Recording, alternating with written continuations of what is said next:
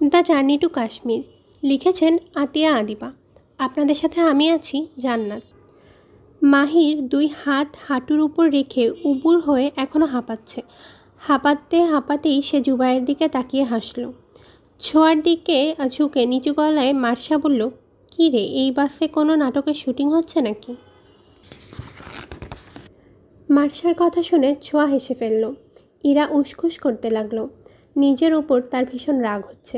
কেন যে দুটো সিট নিয়ে আরাম করে যাওয়ার লোভে সে সিট পরিবর্তন করলো। এদিকে মাহিরও ক্রমশ ইরার দিকে এগিয়ে আসছে। অপরিচিত কোনো ছেলের সাথে পাশাপাশি বসে পুরো রাত্রি কাটিয়ে দেওয়াটা ওর জন্য অবশ্যই স্বস্তিকর কোনো বিষয় হবে না। আবার মাহির পাশে এসে বসলে সিট পরিবর্তন করাটাও দৃষ্টিকটু, হাজার হলেও সে জুবায়েরের ভাই। ইরা যখন এসব নিয়ে দ্বিধাদ্বন্দ্বে ভুগছিল, ঠিক তখন মাহির তাকে অবাক করে দিয়ে বলল, ইরা। মাহিরের মুখে নিজের নাম শুনে ইরা বেশ অবাক হলো। এই ছেলে কি তাকে কোনোভাবে চেনে? ইরা সিট পরিবর্তন করার কথা বেলমালুম ভুলে গেল।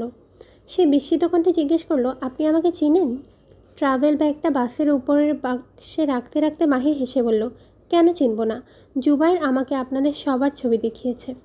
ইরা ভ্রু কুঁচকে জুবায়েরের দিকে তাকালো। সে চোখ টিপ মারল। বাসের বক্সে মাহির তার ব্যাগ রেখে একে একে ইমন, মার্শা এবং ছোঁয়ার সাথে পরিচয় পর্ব সেরে ফেলল। এরপর ইরার পাশে বসে দীর্ঘশ্বাস ফেলল। জ্যাম কেটে গেল। বাস পুনরায় চলতে শুরু করলো। ইরা প্রথমে ভেবেছিল মাহির হয়তো তাকে আরও প্রশ্ন করবে, খেজুরে আলাপ জুড়ে দিবে, কিন্তু এরকম কিছুই হলো না। বাস বিরতিহীনভাবে ছুটে চলছে। ঘণ্টাখানেক হবে। মাহির তার টিকিট চেক করে বলল, আমি জানতাম আমার পাশের সিটটা জুবায়েরের। আমাকে কি ভুল টিকিট দিয়েছে? ইরা লজ্জা পেয়ে গেল। বলল, আসলে আমি ভেবেছিলাম আপনি আসবেন না, তাই ওকে আমার সিটে পাঠিয়ে দিয়েছিলাম। আপনার কি অসুবিধা হচ্ছে? মাহির হেসে বলল, না, কিন্তু অপরিচিত কোনো ছেলের সাথে ট্রাভেল করার বিষয়টা অনেক মেয়ের কাছেই অস্বস্তিকর। তাছাড়া আপনারা বন্ধুবান্ধব মিলে ট্যুরে যাচ্ছেন, গল্পগুজব করতে করতে যাবেন। আমার সাথে বসে যেতে বোর লাগতে পারে। কিছুক্ষণ চুপ থেকে ইরা নিচু স্বরে বলে, না ঠিক আছে, ইটস ওকে। এরপর মাহির পকেট থেকে ফোন বের করলো। কানে ইয়ারফোন গুঁজে দিয়ে সে কারোর সাথে মেসেজিংয়ে ব্যস্ত হয়ে পড়ল। পেছনের সিটে ছোঁয়া এবং মার্শা ফিসফিস করে কথা বলছে। থেকে থেকে ক্ষীণ স্বরে হাসছে। ইমন আর জুবায়েরের চেহারা দেখা যাচ্ছে না। বাসের বাতি নিভিয়ে দেওয়া হয়েছে। ওরা মনে হয় ঘুমাচ্ছে। আরাফাত ছোঁয়াদের পাশের সারিতে বসেছে। ইরা কিভাবে সময় কাটাবে ভেবে পেল না। তার গান শুনতে খুব একটা ভালো লাগে না, তবে গাইতে ভালো লাগে। বাসের সবাই ঘুমাচ্ছে। এখন গুনগুন করে গান গাওয়াও সম্ভব নয়। ওর নড়াচড়া দেখেই হয়তো মাহির কিছু একটা আঁচ করতে পারল। সে কান থেকে ইয়ারফোন খুলে জিজ্ঞেস করলো, বোর্ড? ইরা হ্যাঁ সূচক মাথা নাড়ল। মাহির বলল, আপনার অন্য কোনো বন্ধুর পাশে বসে ট্রাভেল করা উচিত ছিল। বুড়ো মানুষের পাশে বসে ট্রাভেল করলে এরকমই হয়, বোর্ড হতে হয়। ইরা অবাক হয়ে জিজ্ঞেস করলো, কে বুড়ো? এই যে আমি বুড়ো না? বয়স তো থেমে নেই, 30-এর কাছাকাছি চলে গিয়েছে। ছেলেরা সহজে বুড়ো হয় না, মেয়েরা বুড়ি হয়ে যায়। কথায় আছে, নারী কুড়িতে বুড়ি। মাহির একগাল হাসি ফুটিয়ে রেখে বলল, ছেলেরাও 30-এর কাছাকাছি গেলে বুড়ো হতে শুরু করে। ইরা দ্বিমত করলো, আমার মনে হয় ছেলেরা 30-এর ঘরে পা ফেললে আরও হ্যান্ডসাম হতে শুরু করে। মাহির হেসে জিজ্ঞেস করলো, আপনি কি ইনডিরেক্টলি আমাকে হ্যান্ডসাম বলেন? ইরা অপ্রস্তুত হয়ে গেল। তার কি উত্তর দেওয়া উচিত তা বোধগম্য হচ্ছে না। পরিস্থিতি বুঝতে পেরে মাহির বলল, থাক, আজ আর উত্তর দিতে হবে না। এই প্রশ্নের উত্তর আমি অন্য কোনো দিন শুনব। তবে ইরা, আমার বন্ধুরা বলে আমি অনেক ভালো কোম্পানি দিই, তাই বোর হলে আপনাকেও কোম্পানি দিতে পারি। আপনাকে এন্টারটেইনড অর্থাৎ আমোদিত করতে পারি। ইরা মিষ্টি করে হাসলো। বলল, আমি এখন আমোদিত হতে চাচ্ছি না। আমোদিত হতে ইচ্ছা করলে অবশ্যই আমাকে বলবেন। আপনি তো আমার ছোট বোনের মতো। আপনাকে বোর হওয়ার হাত থেকে বাঁচাতে পারলে আমার ভালো লাগবে। ইরা তীক্ষ্ণ দৃষ্টি মেলে একবার তার দিকে তাকালো। মুখে কিছু বলল না। মাহিরের ভীষণ আনন্দ হচ্ছে। আচমকা ইরাকে বোন বানানোর বিষয়টা তার নিশ্চয়ই পছন্দ হয়নি। সুন্দরী মেয়েরা চায় ছেলেরা তাদের পেছনে চরকির মতো ঘুরে বেড়াক। পাত্তা দেওয়ার বিষয়টা তাদের ব্যক্তিগত সিদ্ধান্তের ওপর নির্ভর করে। তবে ইরা তাকে নিয়ে ভাববে। প্রকৃতপক্ষে সে ভাবছে। সে তার দীর্ঘ ভার্সিটি জীবনে বহু প্রেমের প্রস্তাব পেয়েছে, কিন্তু এভাবে আচমকা বোন বানিয়ে ফেলার ব্যাপারটা তার কাছে নতুন। রাত 2টোর দিকে বাসে আচমকা হইচই শুরু হলো। ইরার হালকা চোখ বুজে এসেছিল। হইচইয়ের কারণে ঘুম ভেঙে গেল। জানালার পর্দা সরিয়ে দেখল তাদের বাস কোনো এক ফেরিঘাটের সামনে দাঁড়িয়ে আছে। বাসের অন্যান্য যাত্রীরাও জেগে উঠেছে। পুনরায় গুনগুন শব্দে মুখরিত হয়ে গেছে পুরো বাস। জুবায়ের মাহিরকে জিজ্ঞেস করলো, মাহির ভাই, এখন কি বাস নিয়ে ফেরি পারাপার হবে? সে উপরে নিচে মাথা নেড়ে বলল, এরা জিজ্ঞেস করলো, বাস নিয়ে ফেরি পারাপার হবে মানে? মাহির বলল, আমরা এখন পাটুরিয়া ফেরিঘাটে আছি, মানিকগঞ্জের অংশে পদ্মা নদীর ফেরিঘাটেটি। আমাদের মতো আরও 3-4টি বাস নিয়ে ফেরি দৌলতদিয়া ঘাটে পৌঁছে দিবে। এরা সব বুঝে ফেলেছে এমনভাবে মাথা নেড়ে বলল, আপনি এত কিছু কীভাবে জানেন? সে হেসে উত্তর দিল, এটা ইন্ডিয়ায় আমার 5ম ট্যুর। কিছুক্ষণের মধ্যেই বাস যাত্রীসহ বিশাল ফেরিতে উঠে গেল এবং নদীর মাঝে চলতে শুরু করলো। অনেক যাত্রী বাস থেকে নেমে গেল রাতের পদ্মার সৌন্দর্য উপভোগ করতে। ছোয়া, মার্শা, ইমন, আরাফাত, জুবায়ের সবাই একসাথে নিচে নেমে গেল। তারা ইরাকেও ডাকলো। সে যাবার আগে মাহিরকে জিজ্ঞেস করলো, ভাইয়া আপনি যাবেন না? আপনারা যান, আমি আসছি। একটা ইম্পর্টেন্ট কল করতে হবে, কথা শেষ করে চলে আসবো। ইরা মাথা নাড়িয়ে বাস থেকে নেমে গেল। মনে মনে ভাবলো, ইম্পর্টেন্ট কল না ছাই, মেসেজিং করার সময় যেভাবে মুচকি মুচকি হাসছিল, নির্ঘাত এই ছেলের গার্লফ্রেন্ড আছে। রাতের নির্জনতা, শীতল বাতাস, আকাশে মস্ত বড় থালার মতো চাঁদ। বহু দূরে টিমটিমে আলো জেলে বেশ কয়েকটি নৌকা হেলে দুলে চলছে। চারপাশে ছোট বড় বিভিন্ন আকারের ফেরি নৌকার দেখাও মিলছে। বাস থেকে নেমে ইরার বন্ধুমহল প্রাকৃতিক সৌন্দর্যের মোহে বিমোহিত হয়ে গেল। কেউ কোনো কথা বলতে পারল না। জুবায়ের এবং আরাফাত একটু দূরে গিয়ে সিগারেট ফুঁকতে লাগলো। ইমন রেলিংয়ের কিনারায় বসে মুগ্ধ হয়ে আকাশের তারা গুনতে লাগলো। মার্শা তার বয়ফ্রেন্ডের সাথে ফোনে কথা বলছে। ছোয়া আর ইরা রেডলিংয়ে হেলান দিয়ে দাঁড়িয়ে গুনগুন করে গান গাইছিল। হঠাৎ গান গাওয়া থামিয়ে ছোয়া বলল, একটা গিটার থাকলে ভালো হতো। এই পরিবেশে গিটার বাজিয়ে গান গাওয়ার অনুভূতিটাই হতো আলাদা। ইরা বলল, জুবায়েরকে বলে দেখ না ওর মাহির ভাই গান গাইতে পারে কিনা, ওনার তো গিটার আছে। ছোয়া বলল, কেন তুই তাকে জিজ্ঞেস করিসনি গান গাইতে পারে কিনা? যেভাবে শাহরুখ খানের মতো এন্ট্রি নিল বাসে, আমি মোটামুটি শিওর সে শাহরুখ খানের মতন গিটার নিয়ে ভাব ধরে গানও গাইতে পারবে। তুঝে দেখা তো ইয়ে জানা সনম। ইরা ভেঙচি কেটে বলল, না এত শখ নেই আমার। ছোয়া ওকে চিমটি দিয়ে বলল, ভাইয়াটা কিন্তু হ্যান্ডসাম আছে। এতক্ষণ রাস্তায় তোরা কি গল্প করলি? ছেলে কি লাইন টাইন মারার চেষ্টা করলো? ইরা নিষ্ক্রিয় গলায় বলল, না, ছেলে যথেষ্ট ভদ্র, লাইন টাইন মারার চেষ্টা করেনি। ওদের কথার মধ্যেই মার্শা ফিরে এলো। সে জিজ্ঞেস করলো, কে যথেষ্ট ভদ্র? ছোয়া বলল, জুবায়েরের ভাই। মার্শা কপাল কুঁচকে বলল, এত দ্রুত কি দেখে ক্যারেক্টার সার্টিফিকেট দিয়ে দিলি তোরা? ইরা বলল, ছেলে কোনো খেজুরে আলাপ জুড়ে দেয়নি, কোনো ফ্লার্টিং টাইপ কথাবার্তাও বলেনি, আমাকে বোন হিসেবে সম্বোধন করেছে। ছেলে ভালো।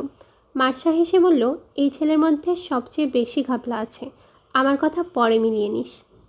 ছোয়া অবাক হয়ে বলল, ঘাপলা থাকার মতো কি খুঁজে পেলি? মার্শা বলল, ইরার মতো মেয়েকে প্রথম দেখায় বোন বানিয়ে ফেললো আর তোরা বরফের মতো গলে গেলি। শোন, এই জেনারেশনের ছেলেরা বহুত চালাক। এরা প্রথমে ভাইয়া হবে, তারপর হয়ে যাবে ছাইয়া। ইরা বিরক্তিকর কণ্ঠে বলল, বাজে বকিস না তো। মার্শা কিছু একটা বলতে যাচ্ছিল, কিন্তু তার আগেই ছোঁয়া তাকে থামিয়ে দিল। বলল, চুপ থাক, বান্দা এদিকে আসছে। ইরা দেখল মাহির বাস থেকে নামছে, তার হাতে গিটার। জুবায়ের, আরাফাত এবং ইমন ইরাদের কাছে চলে এলো। মাহিরও হাসি মুখে তাদের দিকে অগ্রসর হলো। ইমন জিজ্ঞাসু দৃষ্টিতে বলল, ভাই আপনি গান গাইতে পারেন? সুরতাল ঠিক রেখে গাওয়ার চেষ্টা করি আর কি। জুবায়ের বলল, ভাই একটা গান ধরো। মাহির ফেরির রেলিং ঘেঁষে দাঁড়িয়ে গিটারে সুর তুলে গান ধরল, ওরে নীল দরিয়া। ইরার বন্ধুমহল মন্ত্রমুগ্ধের মতো মাহিরের গান শুনছে। শুধু তারাই নয়, বাসের অনেক যাত্রী গান শুনতে এদিকটায় চলে এসেছে। তারাও গান উপভোগ করছে। খোলা আকাশের নিচে পদ্মা নদীর মাঝে জ্যোৎস্না মাখা রাতে একটি গিটার এবং সুমধুর কণ্ঠে সময় উপযোগী গান। কি অদ্ভুত সুন্দর এক পরিবেশ উপভোগ করছে সবাই। মাহিরের গান শেষ হতেই সবাই হাততালি দিয়ে উঠল। বন্ধু মহলে সবাই তার বেশ প্রশংসা করলো। মাহির একবার আর চোখ এঁকে ইরার দিকে তাকালো। সে তখনও গানের রেশ থেকে বের হয়ে আসতে পারেনি, যেন সবার মাঝে থেকেও হারিয়ে গেছে দূরে, বহু দূরে। ফেরি পারাপার হতে প্রায় ৪৫ মিনিটের মতো সময় লাগলো। মাঝের এই সময়টুকু সবাই সম্মিলিত কণ্ঠে গান গেয়ে কাটালো। দৌলতদিয়া ঘাটে পৌঁছতেই যাত্রীরা পুনরায় বাসে উঠে বসলো। ইরা বাসে উঠতে উঠতে মাহিরকে বলল, আপনি অনেক সুন্দর গান করেন। মাহির মুচকি হেসে বলল, থ্যাংক ইউ। ইরা প্রত্যুত্তরে স্বাগত না জানিয়ে মিষ্টি করে হাসল। বাস ছেড়ে দিল। এতক্ষণ গান বাজনা এবং হৈহুল্লোড় করে সবাই মোটামুটি ক্লান্ত। তাছাড়া রাতও গভীর হয়েছে। ক্লান্তিতে প্রায় সবার চোখ লেগে গেল এবং কিছুক্ষণের মধ্যে ঘুমিয়ে গেল।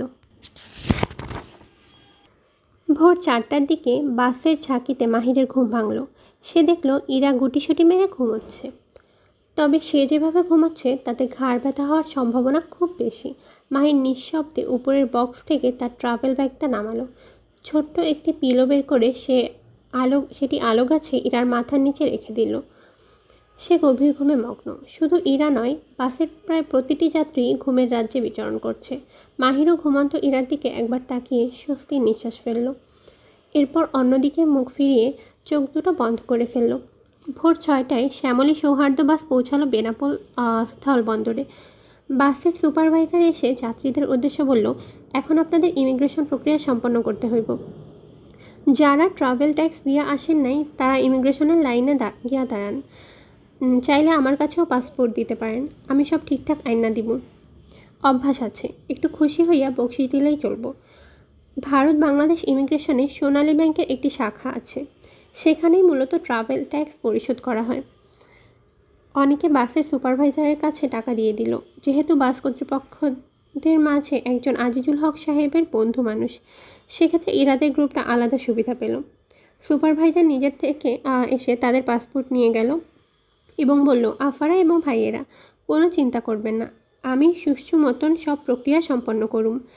আপনি এগুলো কোনো বকশিস দেওয়া লাগবে না, আপনারা বাইরে গিয়ে ঠান্ডা হাওয়া খান। কিন্তু ইরার বন্ধুরা কেউই বাস থেকে নামলো না। সবগুলোই ঘুম কাতুরে। তারা চাইল আরেকটু সময় ঘুমিয়ে নিতে। ইরা মাহিরকে উদ্দেশ্য করে বলল, অনেকক্ষণ ধরে বাসে বসে আছি, আমার বমি পাচ্ছে। আরও কিছুক্ষণ বসে থাকলে হরহর করে বমি করে ফেলবো। মাহির বলল, বাইরে একটু হেঁটে আসলে ভালো লাগবে।